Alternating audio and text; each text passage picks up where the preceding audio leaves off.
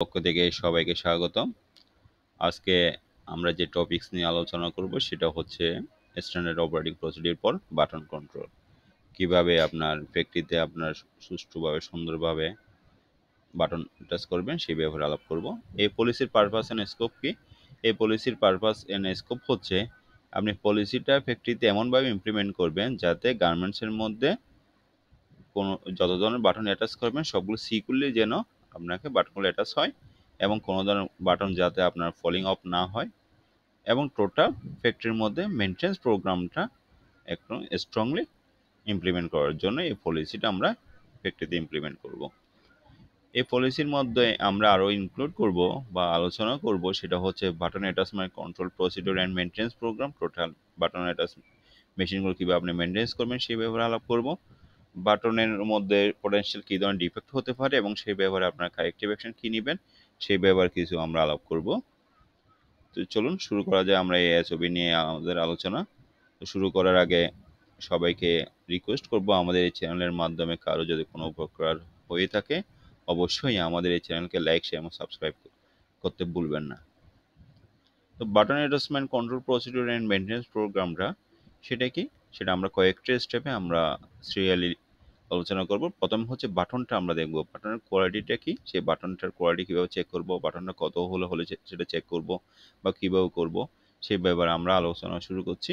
প্রথম হচ্ছে বাটন, বা আপনারা সবাই জানেন বাটনটা হচ্ছে চকিং হ্যাজার্ড। চকিং হ্যাজার্ডটা কি, নর্মালি বাচ্চাদের ক্ষেত্রে আমরা যে গলগণ্ডের সাইজটা বলি সেই ব্যাপারে কোনো স্মল পার্ট যদি এই গলগণ্ডের সাইজের চেয়ে ছোটো হয় সেটাকে আমাদের বেবিদের জন্য চকিং হ্যাজার্ড বলে।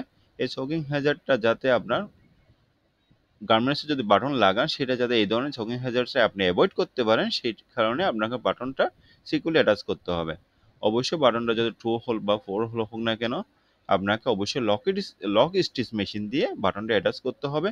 কোনো অবস্থাতেই আপনি চেন স্টিচ ইউজ করতে পারবেন না এবং আপনাকে মিনিমাম নিডল পাস থ্রু করতে হবে কত 16 নিডল, কত 16 নিডল। এবং বাটন অ্যাটাচের জন্য অবশ্যই স্পান পলিয়েস্টার থ্রেড ইউজ করতে হবে এবং আপনাকে অবশ্যই যদি 4 হোলের ক্ষেত্রে এরকম ক্রস স্টিচ প্যাটার্ন, এইভাবে ক্রস স্টিচ প্যাটার্নটা আপনাকে কি করতে হবে, অবশ্যই অ্যাডজাস্ট করতে হবে। তারপর হচ্ছে মেশিন কি করবেন, মেশিনটা অবশ্যই লক স্টিচ মেশিন হতে হবে। কোনো অবস্থাতে হ্যান্ড এবং অ্যানাদার টাইপসের আপনি মেশিন ইউজ করতে পারবেন না বা চেন স্টিচ ইউজ করতে পারবেন না বা হ্যান্ড সুইং করতে পারবেন না।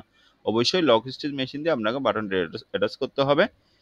বাটন অ্যাটাচমেন্ট মেশিন আপনাকে ডেলি অবশ্যই আপনাকে ক্লিন করতে হবে, কোনো ধরনের যাতে ডাস্ট বা ফ্লাপ না হয়, যেটা দিয়ে আপনার থ্রেডের মধ্যে কি হতে পারে, স্নেকিং আসতে পারে। থ্রেডে যদি স্নেকিং হয় আপনার থ্রেড আপ ডাউনের সময় আপনার থ্রেড মিসিং বা আপনার ব্রোকেন হতে পারে। ববিনটা কি করবেন, ববিনটা অবশ্যই আপনাকে ডেলি 2 টাইমস আপনাকে চেক করতে হবে, কোনো অবস্থাতে যেন ফ্লাপ বা ডাটি না হয়। কখন করবেন, হয় আপনি লাঞ্চ ব্রেক করতে পারেন এবং প্রোডাকশন শুরু হওয়ার আগে বা দিন শেষে যখন শিফট শেষ হবে তখন আপনাকে ববিনটা ক্লিন করতে হবে। এখন আসলে নিডল সাইজ, নিডল সাইজটা আমি কীভাবে এনশিওর করবো, নিডল সাইজটা হচ্ছে যে এটা হচ্ছে আপনার বাটন অ্যাটাচের জন্য নিডল সাইজটা খুব একটা কি পয়েন্ট। এই নিডল সাইজটা আপনি কখন কনফার্ম করবেন, প্রি প্রোডাকশন মিটিংয়ের সময়। আপনি যখন প্রি প্রোডাকশন মিটিং করবেন ওই আইটেমের প্রি প্রোডাকশন মিটিংয়ের সময় আপনাকে নিডল সাইজটা কনফার্ম করতে হবে। নিডল সাইজটা কনফার্ম করার জন্য আপনাকে কি কি জিনিস কনসিডারেশন আনতে হবে, অবশ্যই আপনাকে ফেব্রিকেশন, গার্মেন্টস কনস্ট্রাকশন এবং হচ্ছে number of ply. Number of ply মানে কত প্লাইয়ের উপর আপনি বাটনটা অ্যাটাচ করবেন সবগুলো আপনাকে কনসিডারেশন এনে নিডল সাইজটা কনফার্ম করতে হবে। আমাদের স্ট্যান্ডার্ড আমরা অ্যাডভাইস করি অবশ্যই আপনি 11 থেকে 16 সাইজের নিডলটা ইউজ করবেন।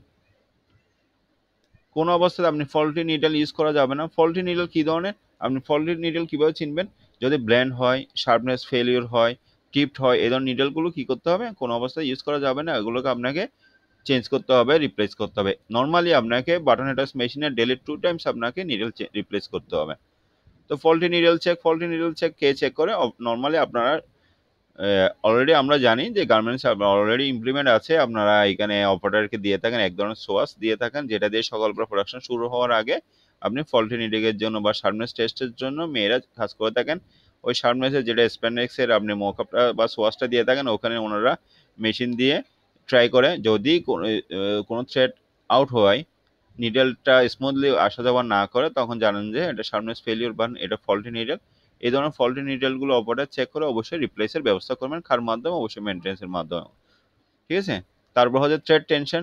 থ্রেড টেনশনটা খুব বেশি কি পয়েন্ট, থ্রেড টেনশনে কোনো অবস্থায় বেশি লুজ করা যাবে না, কোনো অবস্থাতে বেশি টাইট করা যাবে না।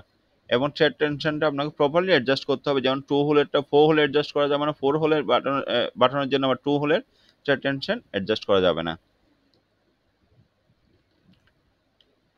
মেশিনের কোনো অ্যাডজাস্টের জন্য কোনো সুইং অপারেটরকে আপনি অ্যালাউ করা যাবে না, শুধুমাত্র আপনি ট্রেন্ড মেকানিক এবং ট্রেন্ড টেকনিশিয়ান ছাড়া কোনো অবস্থাতে কোনো ধরনের অ্যাডজাস্টমেন্ট, মেশিনের অ্যাডজাস্টমেন্টগুলো কেউ করতে পারবে না। এখন আসেন button adjustment strength. Button adjustment স্ট্রেংথটাকে আপনি কীভাবে চেক করবেন? আপনি বাটন অ্যাডজাস্টমেন্ট করার পরে অবশ্যই আপনাকে স্ট্রেংথ চেক করতে হবে। আমরা নর্মালি ফুল টেস্ট করে থাকি, সেই ফুল টেস্টের রিকোয়ারমেন্ট হচ্ছে 20.2 এলবিএস পার 10 সেকেন্ড। অনেকে জানেন যে কিছু কাস্টমারের ক্ষেত্রে ভয়েস ইনফ্যান্ট টডলারের ক্ষেত্রে 20.2, তারপরে হচ্ছে যদি অ্যাডাল্ট হয় 17 এলবিএস। এর চেয়ে আপনি মেন্স, অনেকে মেন্স ওমেন্স ভাগ করে দেখেন 15 এলবিএস রিকোয়ারমেন্ট থাকে। তো আপনাদের স্ট্যান্ডার্ড থাকবে 20.2 এলবিএস 10 সেকেন্ড। আবার যদি কাস্টমারের আলাদা কোনো রিকোয়ারমেন্ট থাকে, অবশ্যই কাস্টমার রিকোয়ারমেন্টটা আপনারা কাস্টমার ওয়াইজ ফলো করবেন।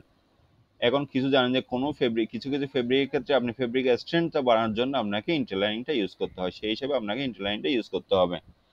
আর এগুলোতে আপনি টগল বাটন থাকবে, টগল বাটনের জন্য এডিশনাল একটা রিকোয়ারমেন্ট আছে যেটাকে আমরা ড্রপ টেস্টিং বলে। এই ড্রপ টেস্টিংটা আপনাকে থার্ড পার্টির মাধ্যমে টগল যদি থাকে টগল বাটনের ক্ষেত্রে এই ড্রপ টেস্টিংটা করাতে হবে।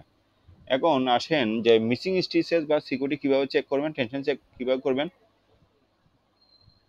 অবশ্যই যদি আপনি নিডেলের থেকে আপনার থ্রেডটা কমপক্ষে 3 ইঞ্চি লম্বা থাকতে হবে, এর চেয়ে নিচে আপনি যখন বাটনটা শুরু করবেন অপারেটরকে বলবেন যে থ্রেডটা টেনে, নিডেলের যে থ্রেডটা আছে ওটা টেনে 3 ইঞ্চি লং করার জন্য, কোনো অবস্থায় এর চেয়ে যেন ছোটো না হয়, ছোটো করলে মিসিং স্টিচ হতে পারে। সেই কারণে এই প্রবলেমটা অ্যাভয়েড করার জন্য আপনাদেরকে অ্যাডভাইস করা হচ্ছে থ্রেডটা টেনে যেন 3 ইঞ্চি লম্বা করা হয়, ঠিক আছে।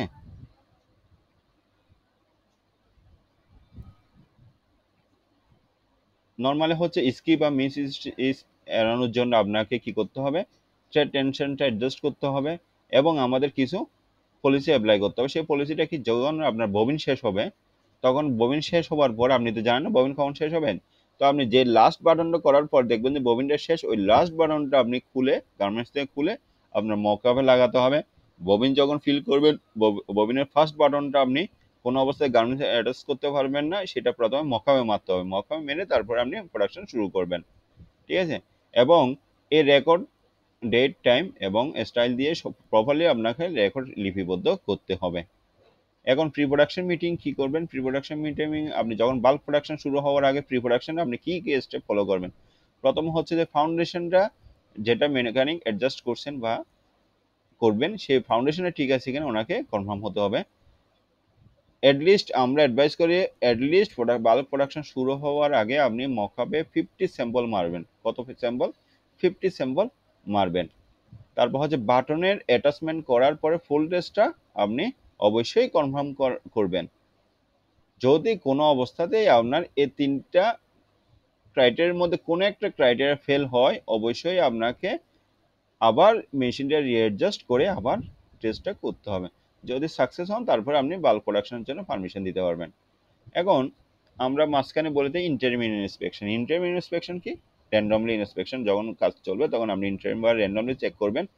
আমরা অ্যাডভাইস করি যে প্রতি 2 ঘন্টা অন্তর অন্তর 100% চেক করতে হবে, যা প্রোডাকশন হয়েছে প্রতি 2 ঘন্টা অন্তর অন্তর 100% চেক করতে হবে। কি চেক করবেন? কোয়ালিটি চেক করবেন। তো কোয়ালিটি চেকের জন্য আপনাকে কি ফলো করতে হবে? প্রথম হচ্ছে কমপ্লিট স্টিচটা কমপ্লিট আছে কিনা, বাটনের স্টিচটা যদি আমরা 16 স্টিচে কনফার্ম আছে কিনা। এবং আপনারা জানেন যে বাটনের ব্যাক সাইডে রেভিটিয়ার মানে আপনার ক্রস, রেভিটিয়ারের মতো একটা ক্রস থাকবে, সেই রেভিটিয়ারটা ক্লিয়ারলি ভিজিবল কিনা, ঠিক আছে, এবং লক আছে কিনা সেটা আপনাকে কনফার্ম করতে হবে।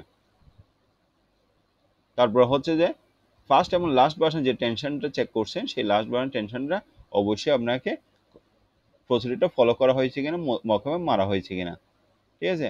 কোনো অবস্থাতে স্টিচ আপনার মিসিং আছে কিনা, কোনো অবস্থায় আমরা যেটা হাফ স্টিচ বলি এই ধরনের হাফ স্টিচ আছে কিনা, কোনো অবস্থাতে বাটনের ভিতরে টেনশনটা বা স্প্রেটা এক পাশে বেশি এক পাশে কম, মানে ডেন্সিটিটা কম বেশি আছে কিনা, তারপর হচ্ছে বাটনটা সিকিউর কিনা, এই ক্রাইটেরিয়াগুলোকে আপনাকে চেক করতে হবে। যদি কোনো অবস্থাতেই ওই 2 ঘন্টার ভিতরে যা প্রোডাকশন হয়েছে আপনি একটা ডিফেক্টও পান, সেটাকে ক্রিটিক্যাল হিসেবে কাউন্ট করে টোটাল 2 ঘন্টার ভিতরে গার্মেন্ট যা বের হয়েছে সবগুলো আবার 100% কি করতে হবে, লাইন সুপারভাইজারকে দিয়ে, ওনাকে দিয়ে কনফার্ম করতে হবে, কোয়ালিটি এনশিওর করতে হবে। এনশিওর করার পরে আবার আপনি রিচেক করবেন। আমরা নর্মালি কিছু পোটেনশিয়াল ডিফেক্ট, কী ধরনের ডিফেক্টগুলো আমরা নর্মালি হয়ে থাকে সেগুলো ডিফেক্টগুলো নিয়ে আমরা কিছু কারেক্টিভ অ্যাকশন দেওয়ার চেষ্টা করছি বা আলাপ করার চেষ্টা করছি। সেটা হচ্ছে, প্রথম আমরা প্রবলেম হচ্ছে the needle thread slips out of the needle eyelet at the start of swing. মানে নিডল স্ট্র্যাপটা স্লিপ করছে, কোনো অবস্থাতে কি করে নেই, ওই যে আপনাদেরকে বলছিলাম যে 3 ইঞ্চি কি করতে হবে মিনিমাম সামনে রাখতে হবে। Needle thread remaining on the needle is too short, আপনাদেরকে বলছিলাম কি 3 ইঞ্চি লম্বা রাখার জন্য, না হলে এই ধরনের প্রবলেমটা হতে পারে। এই ধরনের প্রবলেমের জন্য আপনাকে কি করতে হবে, অ্যাটলিস্ট আপনাকে মেশিন অ্যাডজাস্ট করার জন্য থ্রেডটা নিডল থেকে 3 ইঞ্চি লম্বা রাখবেন।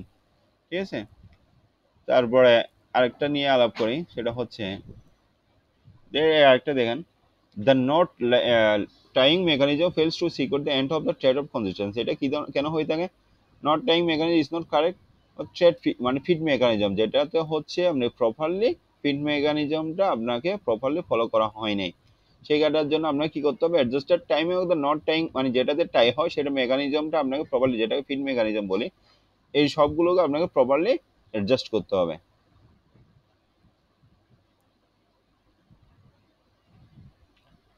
এইখানে আপনাকে যে সমস্ত, আবার বলছি আমি, গার্মেন্টসের যে বাটনগুলো অ্যাটাচমেন্ট করবেন সেই বাটনগুলো 100% আপনাকে চেক করতে হবে। যদি শ্যাঙ্কের দরকার হয় শ্যাঙ্ক দিতে হবে, শ্যাঙ্কের পেরিমিটারটা ঠিক আছে কিনা সেটা কনফার্ম করতে হবে, বাটনের কোনো হাফ স্টিচ হচ্ছে কিনা সেটা কনফার্ম করতে হবে, কোনো ক্রেক বাটন হয়েছে কিনা, বা কোয়ালিটিফুল গার্মেন্ট বাটন লাগাতে হবে, কোনো ক্রেক বাটন ইউজ করা যাবে না। টোটাল গার্মেন্টসের যে ধরনের বাটনগুলো ইউজ করবেন সেই বাটনগুলো কোয়ালিটিফুল হতে হবে, কোনো মিসিং স্টিচ থাকা যাবে না, কোনো হাফ স্টিচ থাকা যাবে না, বাটন অ্যাটাচের ডেন্সিটি কম বেশি হওয়া যাবে না, অবশ্যই 16 স্টিচ যেটা আমরা প্রেসক্রাইব করছি 16 স্টিচ প্যাটার্নটা, ক্রস প্যাটার্নটা ফলো করতে হবে, রেভিডিয়া থাকতে হবে। এই ক্রাইটেরিয়াগুলো মেনটেন করে আপনাকে কোয়ালিটিটা এনশিওর করতে হবে। ঠিক আছে, আশা করি সবাই বুঝছেন টোটাল কিভাবে বাটনটা অ্যাটাচ করবেন। এর ভিতরে এখন আমরা জানেন যে আমরা কিছু ফরম্যাট ইউজ করি, সেই ফরম্যাটগুলো কেন ইউজ করি, যেমন log stitch button attachment capacity SOP চেকের জন্য আমরা প্রতি 2 ঘন্টা অন্তর অন্তর 100% অর্ডারগুলো চেক করি, মানে প্রোডাকশনগুলো চেক করি।